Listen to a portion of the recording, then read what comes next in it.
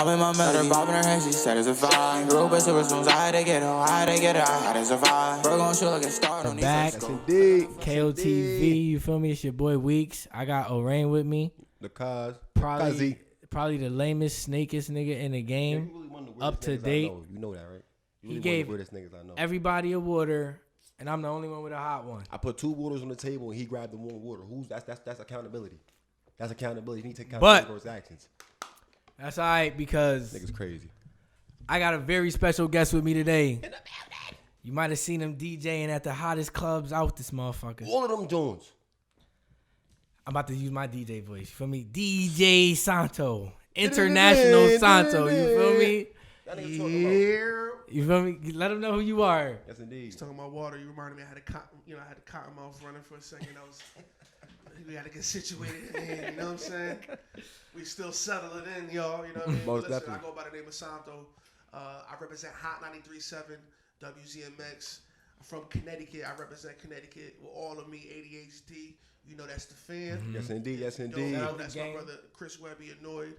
Yeah, man, we just had to come show love to KOTV. Appreciate and you chop too. it up a little bit, you know what I'm saying? Chop it up. Get to the bottom of things, you feel me?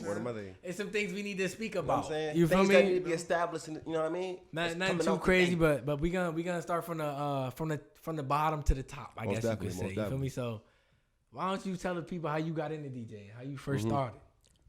I started DJing before I even knew what DJing was. And what I mean by that is I was always in love with music. So what I would do was my step pops, Fred, he would buy all the new tapes and CDs that would come out every week, regardless of what it was. And so he would have his collection. So this is like around the era, like DMX's first album, Big Pun, Capital Punishment, around that era.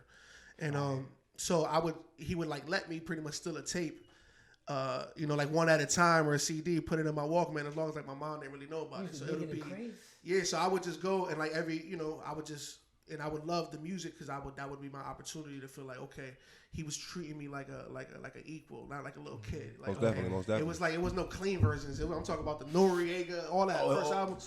So explicit. So this is when I fell in love with hip hop. Was that time. And what I would do was I would be listening to these albums and I would like, hold on, there's songs on these albums that are not on the radio that I feel like people should know. Yeah, most definitely. So I would take all my favorite songs and make a mixtape out of them. You know what I'm saying? So you was really putting deep into CDs. Just recording my favorite joints on a tape and just making like the 60-minute tape or whatever. And what I would do is I would give those out as gifts to like my friends and family. Oh, so you was already so tapped because I love sharing music, and I just love your reaction if I give you this and you hear a song on it that you probably wasn't familiar with because it was an album cut or something like that. Mm-hmm. So introducing you to the music and then seeing your reaction, I would get a thrill off of that. That's dope. That's dope. Busy on music, you know what I mean? So it was always that a new album would come out. Me and my brother Eli, we would go and making an event. You know what I'm saying? So like how Jay said in one of the intros, like if you like me, you opening up the CD, you reading through the credits. Mm-hmm. So my appreciation for the music is pretty much how I transitioned into DJing. One thing leads to another. You grab a Source magazine. At the end of the Source magazine, they got turntable DJ packages and stuff like that. $200-$300, you can get like a whole package. They used to have that, and they used to have like the fake No Limit and like Rough Rider chains and shit like that. Yeah, bro. You know what I'm saying? So if anybody that's my age, if you've read a magazine, The Source particularly, you know what I'm talking about. And so we ordered like one of the packages, me and my brother Eli, and then since then the story could keep going on, but that's pretty much what birthed it, was my love for the music and then investing into the turntables and stuff like that. Okay, so we know how you started DJing. You feel me? You was probably wilding on LimeWire because you used to love sharing music. Facts. But so you DJ, but how International Santo came about? Because you DJ, but that's the real question, how you became international? Why did you sit there and decide upon that? You seem international to me. What brought that? So we spoke about it earlier, but I pretty much what it was the show that we have, me and Projo on Hot 93.7. Mm-hmm. It's a specialty show that we have every Sunday where they kind of give us a little bit of freedom to kind of mix it up. Make sure you go tap into that too, man. 7 o'clock Eastern time. It's available on Apple Music and Odyssey app. You could just type in Hot 93.7. So there's no reason why you can't listen to it. Feel me? Put your earpods on, do your thing. I appreciate that. We don't want to hear you don't listen to the radio. None of that. It's on Apple Music. So it's a little different because it's a Sunday, so they have a little bit more freedom that they give me, so I get to kind of explore with different music. So when they first asked me to do the show, DJ Buck, the program director, was like, hey, listen, you interested in doing a show, but like sort of like how you DJ in the club, we're just kind of all different genres, because that's how I DJ in the club anyway. And I was like, yeah, no doubt. And I'm like, okay, how can we take that format that he's asking for and brand it? So, you know, we came up with the idea of calling it International Sundays. Right. So now that gave us the disclaimer. So when you tune into the show, we could be playing anything at that point, and you're not going to be surprised because it's International Sundays. Most definitely. So that was like, okay, that was the freedom that we had to move around now. Now we can do all genres now. Then the DJ part came when I just pretty much changed my Twitter handle or my Instagram handle. Instead of DJ Santo, I just put the International to kind of cross promote the show. And then kind of like I kept it because I was like, I just kind of like felt like speaking it into existence. Most definitely. So, you know, when I was doing I wasn't traveling at the time, you know, and the show was just me doing research all over the place trying to figure out what the music was popping everywhere. But I was like, you know what? If I keep the International on the name, I'm going to speak it into existence. You know what I'm saying? And I started traveling after the fact. Okay. All right, bet. All right, so you a DJ and you international. We know that. Now tell us how the game work, because I hear a lot of things. I'm not an artist, so Take some water for this one. So I hear a lot of things. You feel me? And so like, how does this work? Like, how do you just be like, all right, I'm a DJ. I want to do a club. Like, that's I want to do a strip club, or do you got to do like a DJ apprenticeship or something like that? Like, how do you get residencies, things of that nature, to where we really like him, so we about to see if we can get him like at least twice a month at this spot. And have you ever messed up like or at a gig? Like, I mean, have you ever like just shit? Like, was the crowd wasn't feeling you? Nigga, he not you. I'm just who not. I done this. For y'all that don't know, right? I got second place. I got second place in the. You feel me? Back in 47, 1947. At the Apollo night. Lorraine used to cut up. I think he used to be a DJ. Go Google and research. That was me. No bullshit. After this, we gonna show you that nigga got a wooden like DJ set. And it's his. It's not like he stole it. It's his shit. Like it's antique. Nah, dead ass. What you was saying? No kind of. So all right. So I guess you're asking like how do I start getting gigs? Like how did I get in the game? Like how does that come about? So basically it's just about building leverage. And how for shiesty me, do that shit get? You know, this is the thing. Is like when it got to a point earlier on in my career where I realized I'm not gonna rely on nobody to feed me, right? And when you get to that moment, then you say, okay, how's that gonna happen, right? So I'm not gonna call nobody and just ask them for a gig out the blue, because I'm not gonna really, not to say that doesn't happen, but you don't have leverage to really ask for money at that point if you're talking about just starting, right? If there's no experience really, if there's really no connections being made, it's kind of hard to get a price to be able to live on coming out the gate. So you gotta, establish your value, and the way I did that was doing my own events. You know what I'm saying? So now if I'm booking myself, now I can give you whatever price I feel comfortable with, and you could say, no, I'm not. That's a little out of my budget. I can't afford that, and I could walk away clean and not be worried because I could do my own event. Yeah, that's fire. You know what I'm saying? That's so crazy. And that's how I build leverage. So and that's the reason why. So people are not booking DJs no more. You know what I'm saying? People are not saying, okay, I need somebody to come play great music and that's their only job. Like very rarely do you have people that do that. Most of the time, people are booking, promoters. They want somebody with a cosign. They want, okay, if we're gonna post up the flyer, we're gonna invite our following. We're gonna bring revenue to the club. So yeah, we're gonna play good music, and that's part of the job. But then it's also important that we're actually bringing value outside of just the music, because the average promoter and like club owner, they look at it like, okay, what's my ROI, right? What's my return on investment? If I pay this man $500 or whatever his price might be, how am I gonna make sure that I get that back? And they're looking at just black and white. Okay, once that DJ gets booked, that $500, if he brings 20 people at a certain amount, whatever, that's gonna get paid, and that's all cool, right? But then you got to also consider the people that you're bringing and everybody else that's coming. How valuable is it to you to make sure that they stay there long enough to spend enough money so you can make money, and then also make sure that they want to come back to your next event. So now your next event is you're monetizing off of that because of the experience that they had when they were here with the DJ that you booked. So now you got to understand that there's two ways of weighing value. And if you understand that, like on my side, then I understand what my leverage is going in. So if it's a place where I know I'm not really bringing much to the table as far as people coming to see me, might be out of town or might be, you know, I just might be realistic to be like, okay, my following are not really going to fuck with this. So I know that my only leverage here is fuck up the club. And that's, you know what I'm saying? Like, so now I know I'm getting paid for that. But now if you're telling me I got to go to Bridgeport or I got to go to somewhere where I know, like my home, if my name is on the bill, people are going to come out and support me, then that deal is going to be different because now I'm not only playing music, but I'm also bringing people out. And that's two different jobs. You bring the culture. Yeah, exactly. Yeah, so now this is about understanding those things and knowing how to have that value and knowing how to be realistic to say, okay, well, my phone is ringing to the point where if I could afford to tell you no or a price that you tell me that you don't agree with, somebody else is going to call right after and book that date. Oh, and if that's not the case, because it's not always the case, you know what I'm saying? Like, you're not always going to be steaming hot like that no matter who you are. It's going to get slow sometimes. And when it gets slow, you might do a few gigs that you wouldn't normally do at prices you wouldn't normally do them at. Just try to keep the consistency going. But when you hot, you could afford to tell people no. You know what I'm saying? But it's about being smart enough and realistic enough to know the difference between the two. And that's how you stay consistent. Is knowing how to be realistic, like, and then knowing, okay, what am I bringing to the table?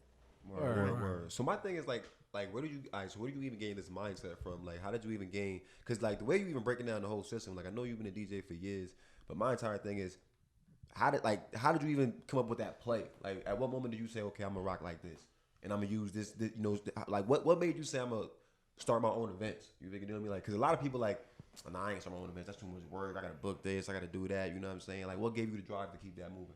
So I was fortunate enough that when I first started out, I had like a team already, and my boy Odiel is the person that Oriel. He's the person that I give a lot of credit to for that, because this is when I started. A lot of people don't know I started like making music before I was DJing.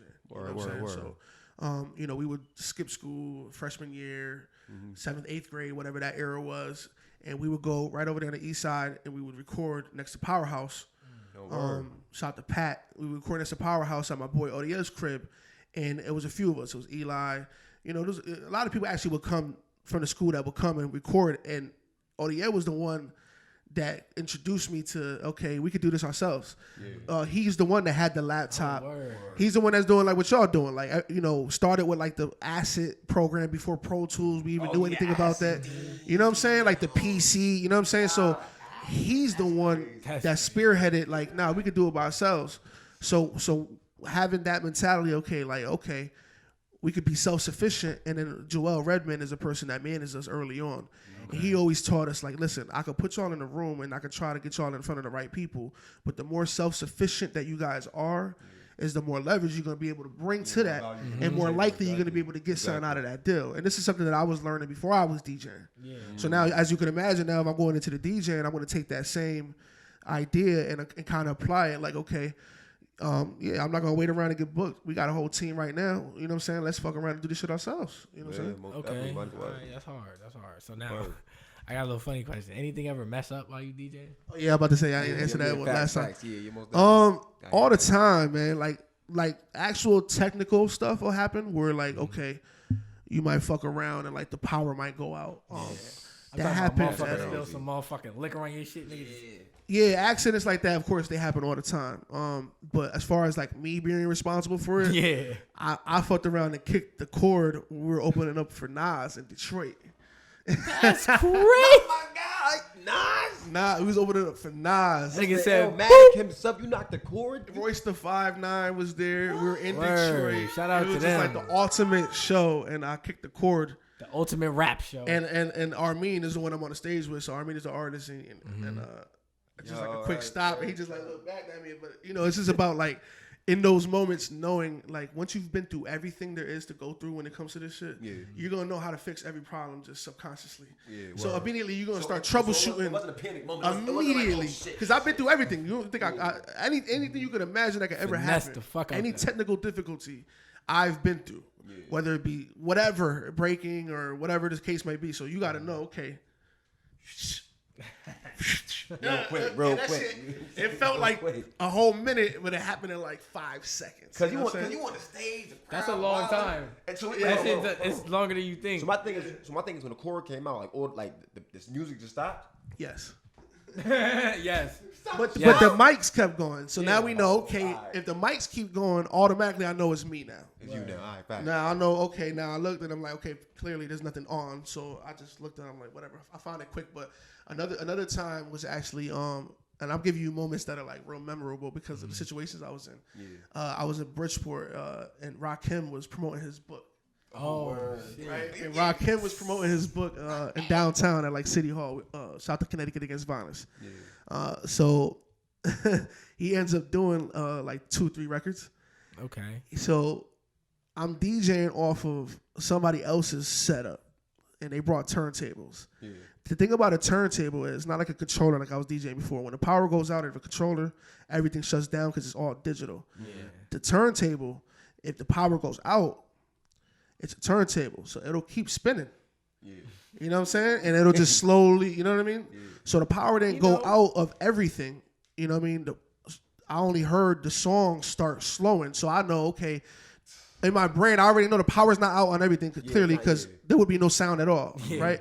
If the mixer was out and all that. So I'm like, okay, slowing down. I know it must be the turntable that went out. So immediately I look down, I see the light is off. It was a short in the electricity of the turntable. So I hear it start slowing down. I look down. Rakim is rapping. And I just start doing this to keep that fucking turntable rolling. And he just rapping. He's just rapping. And he going to the beat, and I just speed it back up, and I got DJ Stutters next to me that noticed the problem. And Stutters goes and plugs the shit back in for me, and then I just hit it. So Rakim never stopped rapping. I never missed a bar. You know what I'm saying? But clearly he looked back because the whole tempo slowed down. Other DJs ain't but I just kept it going like. Under pressure, not over. That's crazy. Nah, that's one of the greatest moments I've ever had in my DJ career. Because that's fire. Usually I would lose sleep over something like that. Like, damn, like, fuck, the opportunity I just had to prove to one of the greatest of all time. Most definitely. And there was a mishap, right? Yeah. But I didn't even feel the need to have to explain myself to him. Mm-hmm. First of all, because he's a professional, he handled it. And we pulled it off, so that's the main part. But then secondly, I'm like, yo, it wasn't my fault. The shit went out. And I did my best to make sure we ain't, you know what I'm saying? That nigga said, yo, this shit was incredible. I actually got footage of that shit too. I should post that shit. Nah, wild. So now. So it's about how you get back up, how you rebound. You know what I'm saying? Word. So now, these artists in the city, you feel me? Because it's a lot of artists in the city that's trying to pop right now. How you go about playing local artists' records? Because everybody don't got good raps, you feel me? But to the ones that do, like, how do you decipher, like, all right, I'm gonna get your record a spin. Let me spin you. And would you ever spin a record on a radio? How does that work? Is that like a different process? Mm-hmm. So it's the same mind state that I go into just supporting a record, whether it's on the radio, whether it's here right now in the room with 3-4 people with us. If I play y'all something, whether it's in a club or a stage of thousands of people, whenever, even when I was going back to the beginning of when I first fell in love with music, whenever I share music with somebody, it's because I feel passionate that not just the fact that maybe that I like it, but that you would like it. Yeah.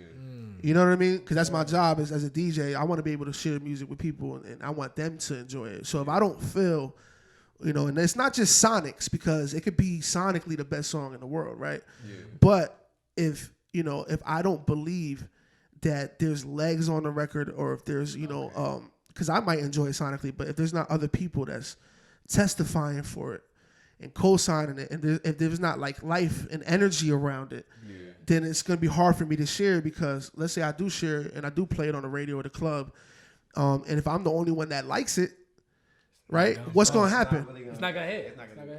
You might enjoy it for the moment real quick. An artist might get a quick look that he could post on the Instagram, and that's cool. But if I'm sacrificing even the slightest moment of a vibe when it comes to whoever's listening to me, if I'm going to bet on something that I'm not sure that they're going to fuck with, I got to be confident and many reasons that it's gonna work, right? That Because shit my is main thing fucking is making sure that incredible, whoever goes to the club, listens to the radio, whatever cases, you gotta understand that I'm DJing for them. I'm not DJing for me. I'm not playing music that I like, and I'm not DJing for you or you. I'm DJing for the main.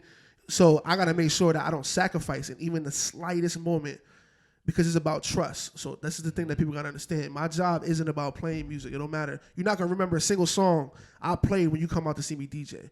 The goal is for you to remember how you felt when you left. When you think about that night, you're gonna remember a feeling, right? Now, if I do something to sacrifice that connection that we built throughout that night, That's crazy. That's tough. you understand? I'm betting on you at that point. I'm betting on That's you. a wild gamble. So, you know, it's easier when you're in the club and obviously and half the crew is there. Yeah. That got the record. It's easier to do it when they're there because you know, okay, at least that energy is contagious, right? So it might be, you know how people are. If they're not familiar with it, or if they don't trust you as a DJ or whoever it might be, and if they don't trust you with the aux, even if you get into the car, if there's no trust there, their guard is already up because they already think they can do a better job than you with the aux. Yo, yeah. Oh my God. Right? There have been too many times They think that they can do it. So now it's like prove to me What's that up? I can let my guard down and What's I can up? relax and I don't got to worry about the aux. Can I vibe? But until you do that, I'm on your ass. You better be playing some fire right now. Every single time. Because if not, you pass me the aux. Because everybody think that they're a DJ, not literally, but everybody thinks that they can do a better job with the aux than the next person. So it's about building that trust. And now if I built it and I got the crowd in the palm of my hand at a spot, then it's easier to try new records. If I know it's a spot where, okay, this is tried and tested. Yank rhythm is tried and tested. People ask me for that. So if they asking for it, now I got no choice but to jump on the bandwagon because now I'm slacking. Yeah. So now what I'm saying is we're going to jump on the bandwagon. We're not in the day and age where we breaking records no more. Funk Flex is barely being able to pull off breaking a record. Like the bomb these days on the radio don't mean what it meant in the 90s and the early 2000s. Respectfully. For many Respectfully, reasons, though. Respectfully. Not anything to do with the DJs, because that includes me. What I'm saying is there's so much access to music now that the average person doesn't have to lean on whatever mixtape is dropping, whatever album, whatever soundtrack, and what the DJ's playing on the radio. Listen, That was the only way you got music. So you had no choice but to. You had to go on DatPiff.com. You want to hear, because you want to discover new music. You had to. But if you finding out about this shit before I even found out about it, you're not too excited about. I'm not. You understand what I'm trying to say? Yeah. So I say all that to say, like, I gotta know that I'm betting on you. It's not just about how good the song is or money or pay. I don't take money to play records. No Because payola. I'm not gonna sacrifice. No payola over here. I'm not gonna sacrifice a dance floor It's deep in the currency. for whatever my pockets that you gave me for now, because that's sacrificing people that I could potentially that could be fans of me for the rest of my life. There could be people in that crowd that want to book me for their wedding, book me for I'm their about to say, this, book me somebody for about to that. get married. If I sacrifice the connection with them because of this, because of what you offering me here right now, I'm cheating them. Facts.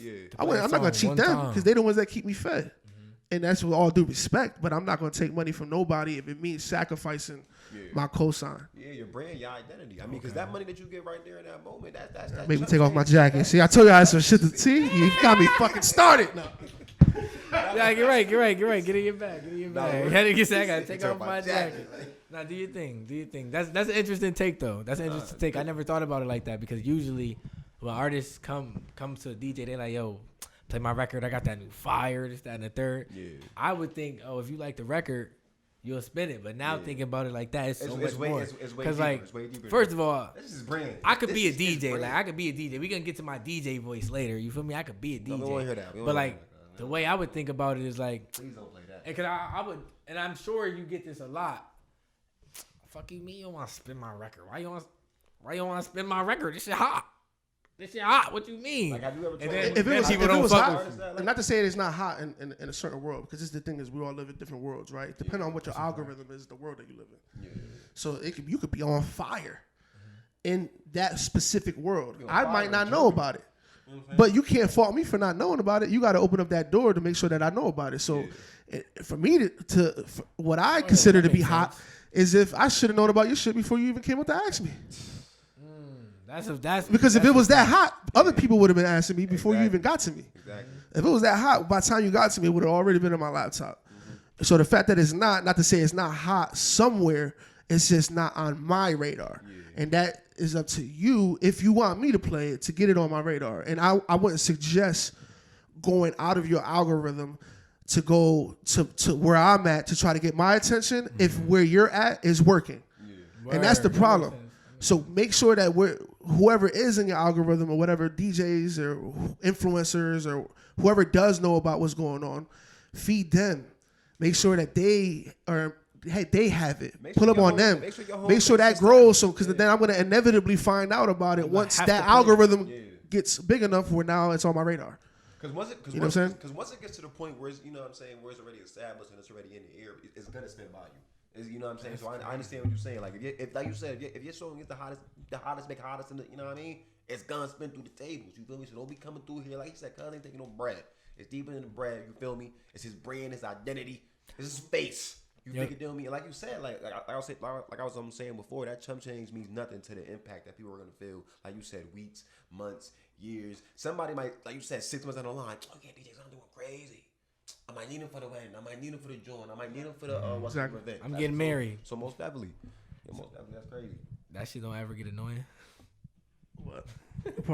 Artists coming up to you and shit. Nah, because I make music too, so I understand. Right. Okay. I understand on being both sides. You know what I mean? Like even with the, I might talk a lot of shit when it comes to promoters and all that. It's only because I promote. Yeah. Okay. So I can speak on it because I know what the struggle is like. You know what I'm saying? Like I know what it's like. You play exactly. I play. So I try my best. But this is another thing too, though. It's like, but there's only so much energy I can spend on somebody that I don't feel like is in the game yet. And what I mean by that is like, break that down. If you tell me, right, listen, for example, no artist shit. If you say, listen, Santo, yo, I've always been interested in DJing. Teach me how to DJ. How serious you think I'm gonna take you? Yeah. That's like saying, yo, listen, I've been interested in cars all my life. Teach me how to drive. No, go get your license. Mm-hmm. Yeah. I'll teach you how to become a NASCAR driver. Yeah. So until you actually learn how to technically do the job, then come to me, and I know that you're taking your shit serious enough. So I know that my advice ain't gonna be nothing about how to blend and tempos and BPMs and all. None of that shit is important. Yeah. It's all about what I've learned and the wisdom that I could probably be able to share with you off of all the experiences that we talked about before, of things that went wrong, and this is psychology, knowing how to the power of silence in a room and knowing how to control a crowd, and these things, the stuff that YouTube is not going to teach you, or the stuff that you go to get your license, they're not going to teach you. That's what I can basically bring to the table. So if you're an artist, what I say that to say, like, if you're an artist and you come to me and you say, listen, how much would it cost to spin my shit on the radio? Now, I already know just by that question alone, your first impression, not to take you serious yet. Not to say that you won't learn or end up being in a position where you know enough to not ask that question. You haven't even done That's an amateur question. So why would I extend my resources and my time and my energy that I only have so much of to somebody that's not even taking their craft serious enough to know not to ask me a question that's illegal and you don't even know me? Yeah. It's like going into somebody in a corner that you don't even know and asking them how much for a half or how much for this. Yeah. What are you talking about?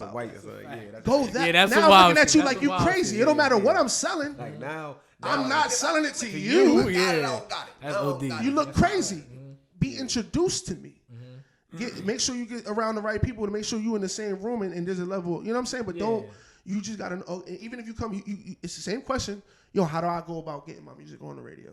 That's the same question. But it's like, but the difference is one is illegal.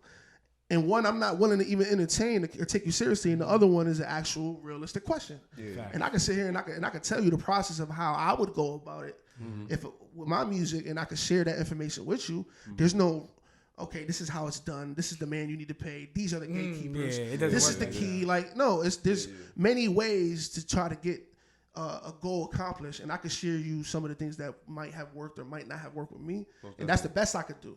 But there's no just magic wand that I could wave to put anybody the fuck on. Or if that was the case, my music would be on right now. I just told you I made music. Y'all probably didn't even know that. I didn't know that. So exactly, that's what my point is. Like, we all are trying to get on to a certain extent, right? I'm gonna tap in after this. We all trying to get on. So you just got to know, like, as an artist, how to approach not just a DJ, but anybody that you're trying to do business with, whether it be a blogger, whether it be a playlister, whether it be whoever the case is. You got to know the verbiage and you got to know how to kind of take your shit serious enough. Like if I get it, for instance, if somebody sends me an email, and the email is 5678348 -mp3 dot whatever the fuck, you know what I'm saying? I'm looking at this shit, or it'll say like the name of the song, but it'll say mastered, or it's not an actual title of the song. Like if it doesn't look like, if I open my Apple Music, if it don't look like that when I read the title and the artist, so that means you don't even know what an ID3 tag is. If you don't know what an ID3 tag is and how to uniform the song that you sending me, I'm gonna already assume if you can't do that, then what's gonna convince me that this is on media base, this is on BDS, this is registered through BMI, all of these things, which is the proper, because if they are, me supporting the record is more likely it's gonna get on. If they're not, whatever I support is not gonna do nothing for you. Yep. You know what I'm saying? So if you sending me a record, then those are amateur moves. So even when like sending an email, if you send me an email and it don't look similar to how Atlantic or some of these record labels send emails with their songs, that's a fact. If it don't have, okay, who else is supporting it? If it don't have a testimony of where else it's doing good, right? If it don't have a little bit of a bio about the song or about the artist, in case I don't know, if it don't have the proper links, and everything's not titled properly with the cover art. If you're not sending, because Atlantic and everybody else, they doing that work, but what makes you feel like you don't different got than them, that you got to half-ass that process? Nah. Listen, Because my email's full of songs from industry artists that are on. So if I'm going to take 5 minutes from them that I could be given and give it to you, you got to be coming correct. And not to say that, like, I'm just not to say you can't get there at some point. But if you're gonna step into the ring and deal with professionals, you got to carry yourself as a professional. But let me ask you a question though. Do you think because of social media and you know what I'm saying, these memes and these like get rich whatever, not even just get rich. For example, prime example. With TikTok now, artists can put a song on TikTok, it can spin. You feel me? They can probably get put on. Do you think because of things of that nature, these artists get lazy? You feel me? They feel like, all right, well, if I can get a little song popping on TikTok, because even if you do get a song cracking on TikTok, he breaking down the business side that y'all have no idea even, you know what I'm saying? There's a whole... Fuck around, get robbed. You feel me? There is a whole intricate system you have to understand if you're going to take this seriously. Yeah, you love music. I understand that it's lit, word, but there's it's business. It's business. And a lot of y'all, and I tell a lot of homies this all the time. Let's hop in the stew. Let's hop in the stew. Let's hop in the stew. Can you give me a 3-month plan? Can you give me a 3 to 6 month plan on what you're gonna do with the next 5 songs? What's your next EP called? What's your target audience for that EP? What's the rollout? You feel me? How much money you gonna spend on promotional marketing? What's what females, bad Jones, whatever the case, you gonna have to promote? How are you gonna give me a 3-month plan? Nah, I'm gonna just feel me. We just gonna get a hit, and then we're gonna get a hit. That ain't how it works. Come on. So do you think social media has caused that? You know what I'm saying? For people to just be lazy? I think it's what it is. I think it's laziness.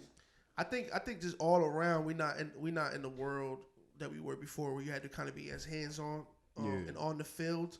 But that doesn't necessarily mean that if you on the internet you're being lazy. You know what I mean? Because I could be laying in my fucking bed for 8 hours straight and I could be getting some real work done on my phone. Word. You know what I'm saying? And then from the outside looking in, you're like, this motherfucker's just laying up all day on his phone. What the fuck does he do? Yeah, that's true. You know what I'm saying? Versus being out back, a few years ago when the same work that I'm doing, it was more in the street. So it was like, okay, putting up posters on poles and stapling. Groundwork. You know what I'm saying?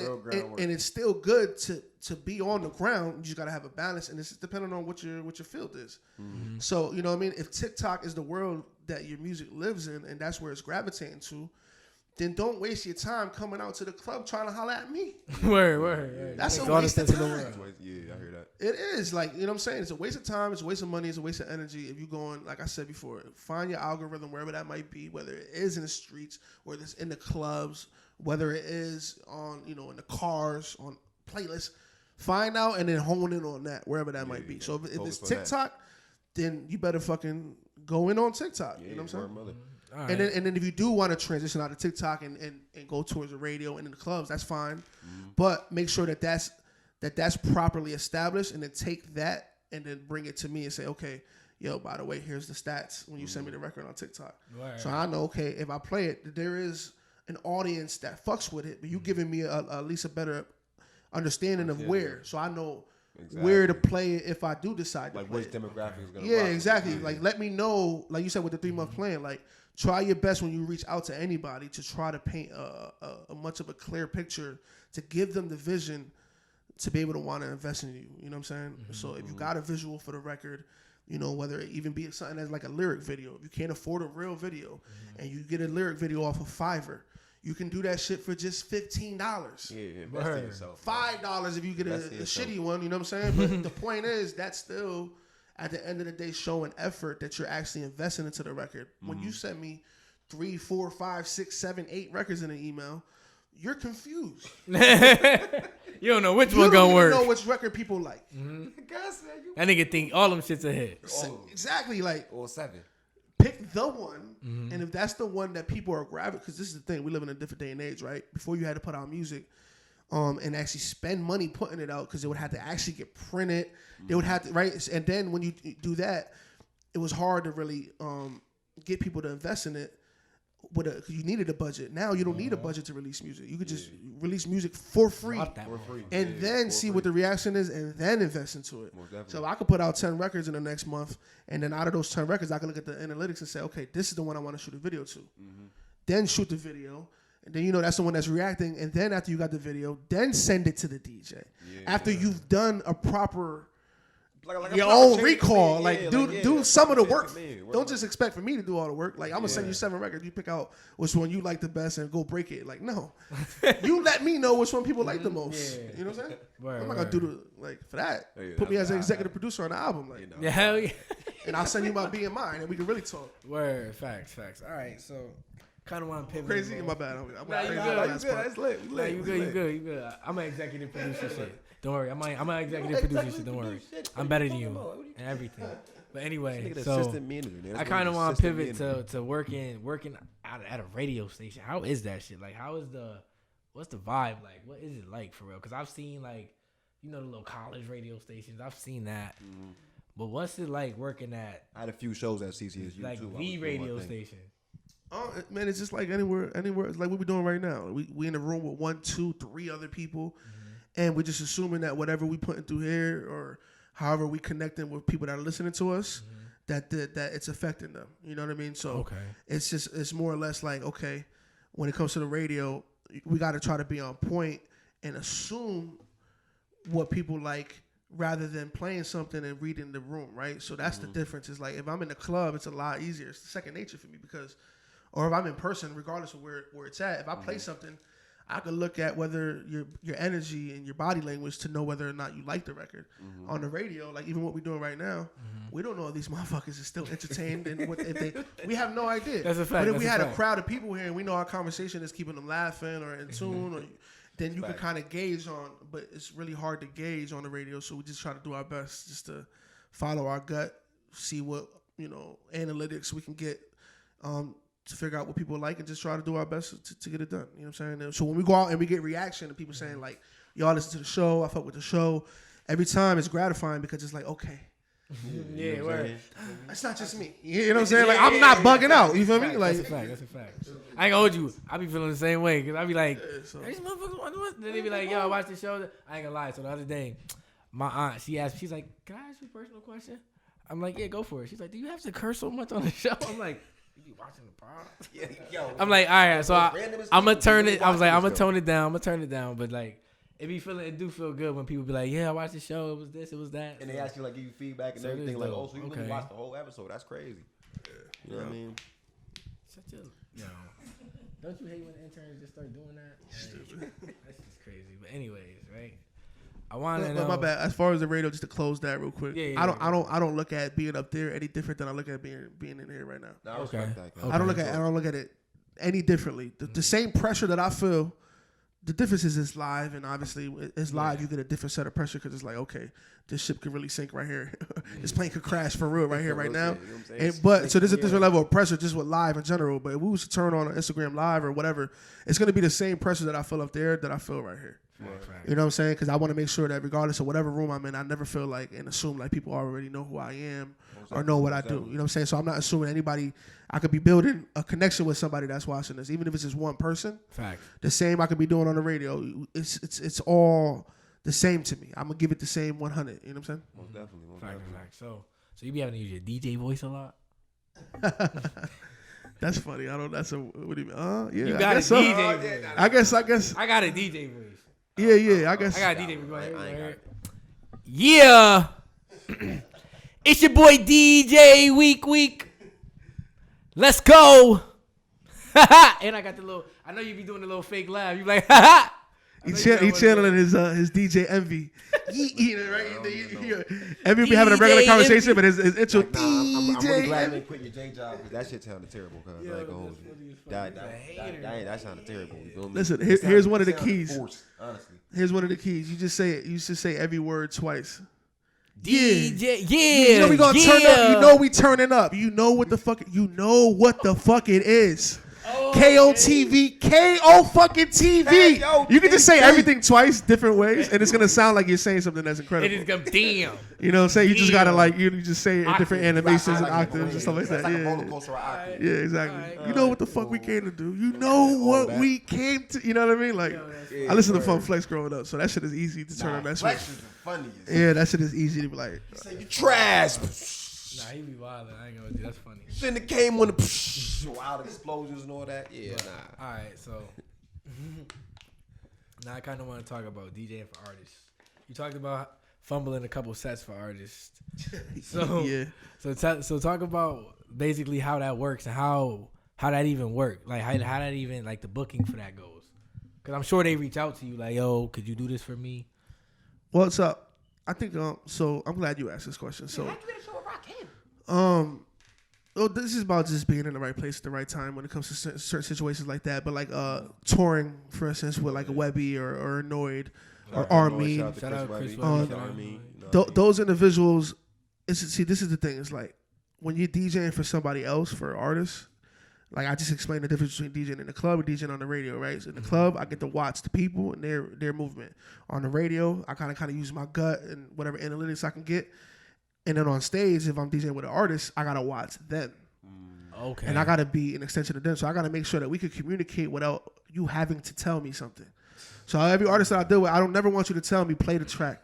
Yeah. Hit the stop the turn. I don't ever want you to have to say a single word to me unless it's us actually just bullshitting or whatever about whatever, improvising or whatever. But my point is, I gotta be locked into what they're doing. So I gotta know, okay, I gotta know how to jump. It's like jump rope, right? And I never want to step on their toes. So for instance, somebody like Webby, I know certain intros to songs. When he puts the mic down, that's my cue to go. And he's not doing it intentionally like, oh, I'm going to put the mic down so you can talk. It's just as an artist, if you read in them, once you see that they put the mic down at their waist, now you get an opportunity to jump in. And when you jump in that moment, now you giving them an opportunity to get their breath and make sure that they don't lose their voice.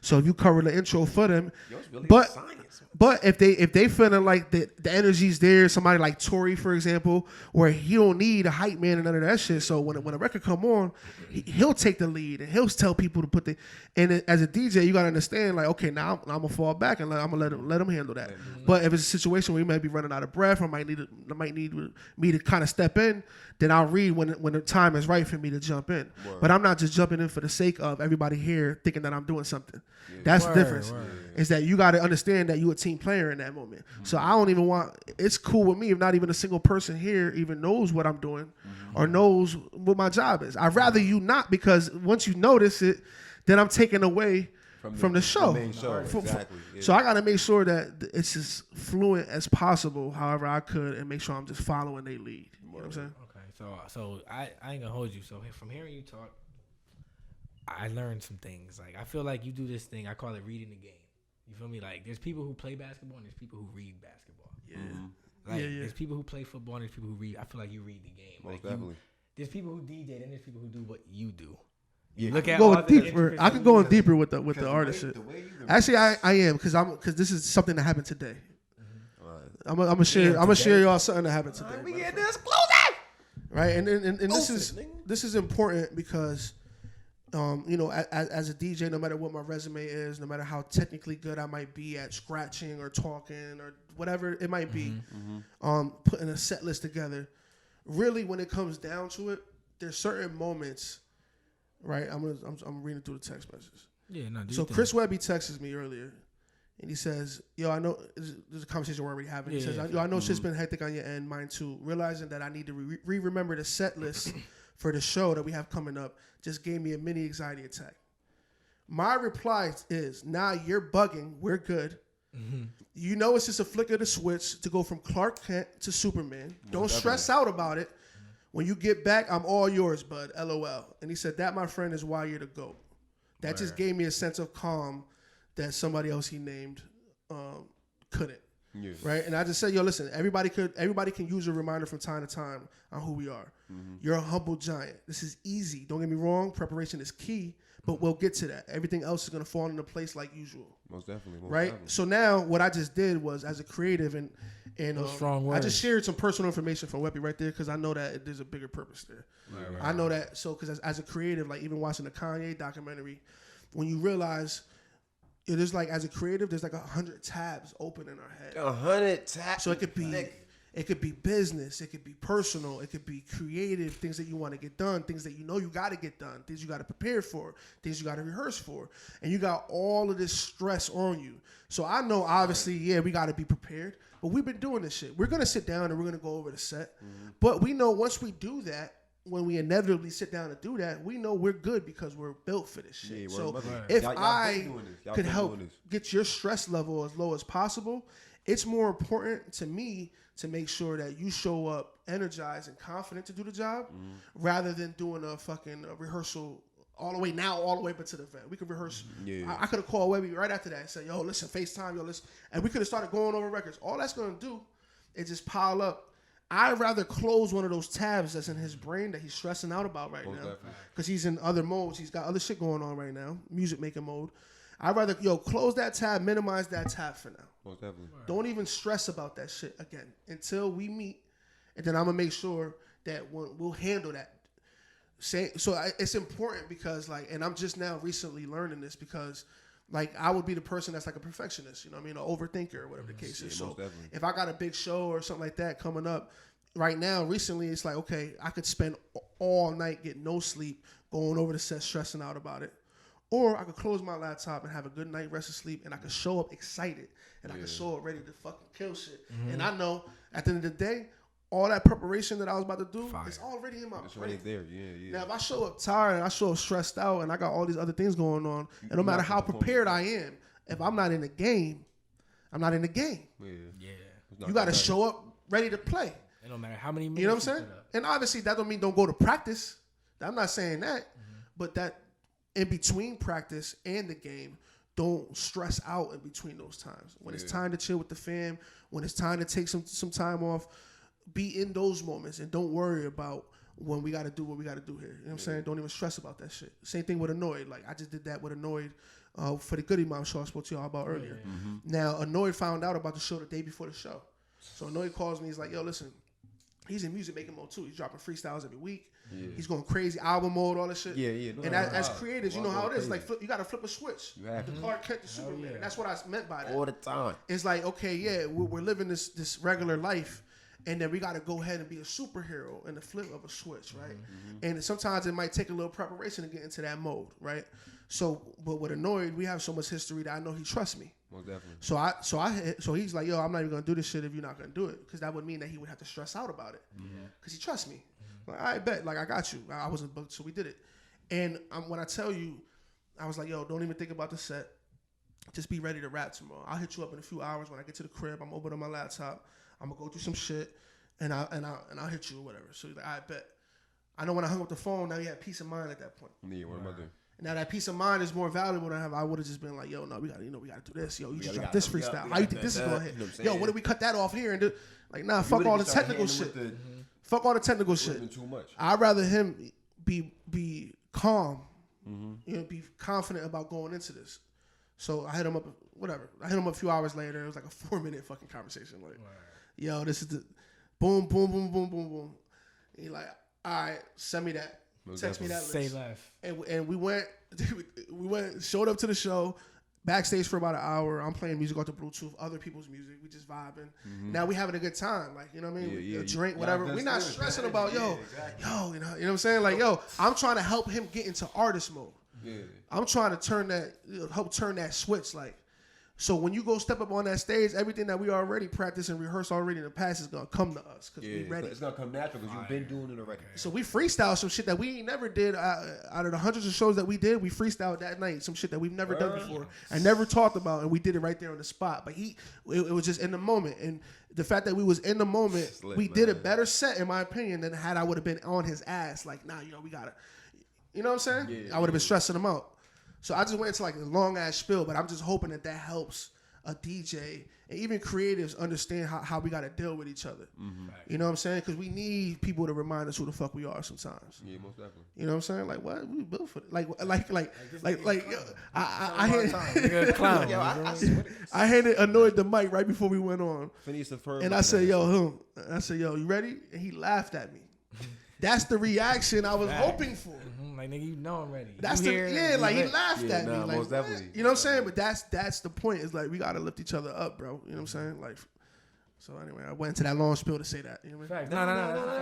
Definitely needed that, man. I totally agree. You feel me? Next time this nigga acting crazy, I'm gonna let him know who he is for sure. Listen, man, I'm gonna toss cuts out the window. You feel me? Man, I didn't even say I was gonna say something bad. That's crazy, right? Oh, anyways, you feel me? I got a couple more questions and we get out of here. You feel me? I don't want to take any more time. You feel me? But all right, so give me your favorite places to DJ.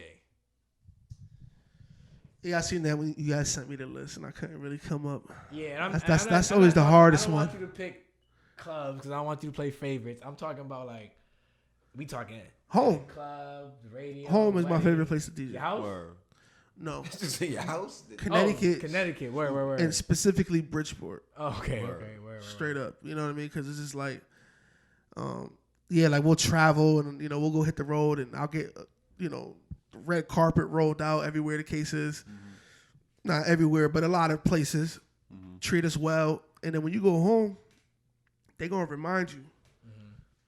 Keep you grounded. They're gonna humble you, right? Mm-hmm. And there's a love-hate relationship that comes with that because I would like to get somewhat of a similar treatment that I get out town when I come home, considering all the fuck that I've contributed. Yeah, facts. But at the same time, if I got that red carpet treatment literally everywhere that I went, what's gonna keep that chip on my shoulder? You know what I'm saying? Facts. So it's a balance. It's like, okay, when I can when I can go home and I can say, listen, it don't matter where the fuck Rolling Loud or where the fuck I just came from. And it don't matter how many people's here. I don't give a fuck if there's 20 people here. If I can't deliver and with those 20 people, then I'm not going to get booked for those Rolling Louds and none of that shit because I'm losing connection with the streets, losing connection with the people, right? So it's important. It's like when comedians, when they do theaters or they do a tour and they go to work out their material, but they go do comedy clubs and they travel and they get different energy. It's the same shit. Like, I got to come and I got to get this energy of like, nah, I don't give a fuck where you coming from. You still got to prove yourself here tonight. You know what I'm saying? Facts. You know what I'm saying? Yeah, so I want to make sure I knock it out the park, whether it's a Rolling Loud stage or whether it's in my backyard. And the thing about all the Rolling Louds and all that shit is cool and shit like that. But you're going to learn more when you're doing these type of gigs, when you home and you got to really grind it out. It's more up close and personal too. That's when you're going to learn the most. You know what I'm saying? Right. All right. And I got one last not say it's the funnest, but it's my favorite. Okay. Yeah. All right. So I got one last question. Sometimes it is fun, but before we get out of here, one last question. You feel me? You gotta give us the KOTV drop. We need that. We get one KOTV We need that. You know what I'm saying? For the kings. Okay. For the kings of the vision. You feel me? Ladies and gentlemen, I go by the name of International Santo. I represent Hot 93.7. I represent 88SD, and of course the All Out Brothers, and now KOTV, motherfucker. All right, the Kings is in the building. I feel at home right here. Thank you, gentlemen, for that. All right, listen, make sure you lock in all the time. International Santo, KOTV, Bing Bong, fuck your fucking life. Fuck your life. All of that. Word.